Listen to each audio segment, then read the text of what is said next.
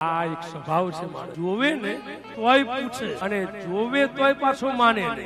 આ લૌકિક સ્વભાવ છે. તમે જો ઘરે આપણે આમ છાપું વાંચતા હોય ને અને એમાં પાડોશી આવે જોવે તોય પૂછે છાપું વાંચો છો તો શું ભારતો નથી? હાથમાં છાપું છે. તમે ચા પીતા હોય ને પાડોશી આવે ચા પીવો છો તો શું આ ભારતો નહીં હોય? સુટકેસ તૈયાર કરી બહાર મૂકી હોય તાળું લગાવીએ અને બરાબર બહાર જવાની તૈયારી કરીએ અને પાડોશન આવીને પૂછે બેન બહાર ગામ જાવ છો? નહીં, સામાન વેચવા જઈએ છીએ, હમણાં પાછા આવીએ. અઠવાડિયા પછી પાછા આવીએ તો એના એ વળી પાછા ઘરે આવીને પૂછે કે ઘરે આવી ગયા?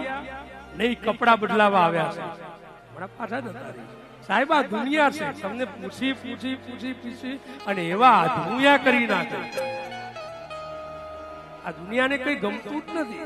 તમે સારું કરો તોય ના ગમે, ખરાબ કરો તોય ના ગમે.